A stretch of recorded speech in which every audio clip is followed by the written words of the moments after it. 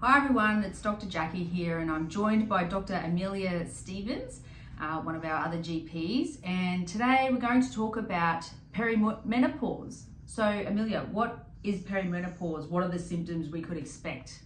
Well, that's a great question. Perimenopause it's a non-distinct time period before menopause where women can find that their cycles start to change. So that can be quite a number of different things that start to change and happen. And the age range of when that starts to happen can also be quite variable. So because the age of menopause does vary as well. So average age is 51, 52, can be anywhere up to 55, can be as low as 45 or even earlier if it's premature.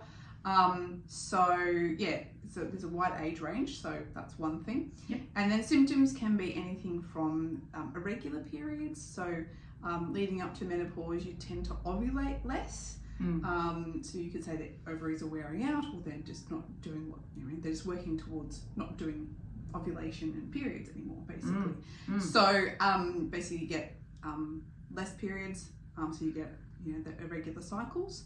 You can also get heavier bleeding as well, and that can be because the cycles that you're having, you're not actually ovulating as well, so you're not getting the regularity of the estrogen progesterone balance, which means that you sort of have your regular cycles that are potentially not so heavy, so you can get heavier bleeding. Yep. Which can then lead to iron deficiency, which is really important to check because it's a common cause for fatigue in women. Yes. Across the board. Absolutely. Which you probably see quite a lot of. Yeah, for sure. Yeah.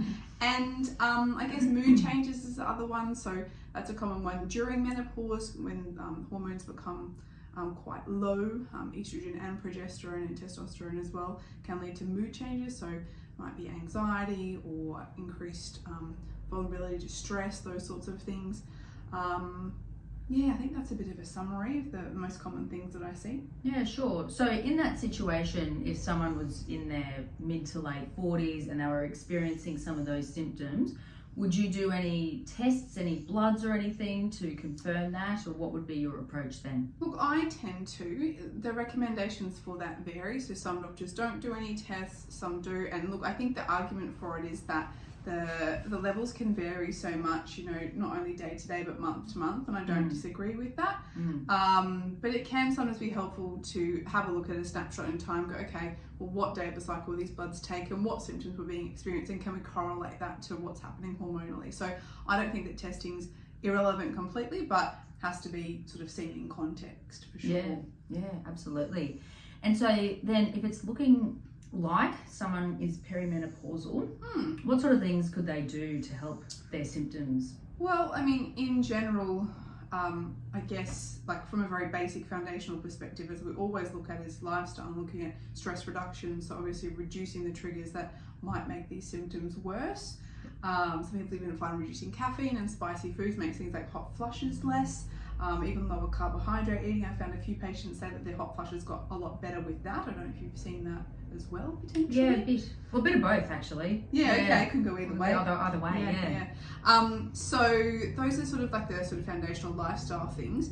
Then there's obviously hormones that we can use as well. So if there's particular symptoms, we can look at hormonal therapy, which a lot of people can be a little bit scared about, but there has been updates to the evidence around hormone therapy and the risks involved. So we're much better able to give advice about that, and the risks aren't as concerning as what they were, say 10 years ago, because there's updated evidence, which is fantastic, because the hormone therapy for a lot of women is a lifesaver for some women, but also just very helpful across the board.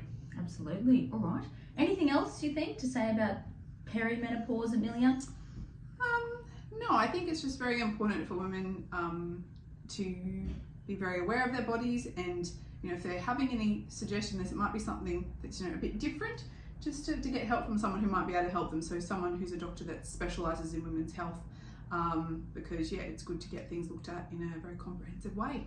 Yes, and if so, Dr. Amelia is your person I am for one that. of those people. He's done that extra training. So let us know if you need a hand. So thank you, Dr. Amelia. Thanks everyone for listening. Bye. Bye.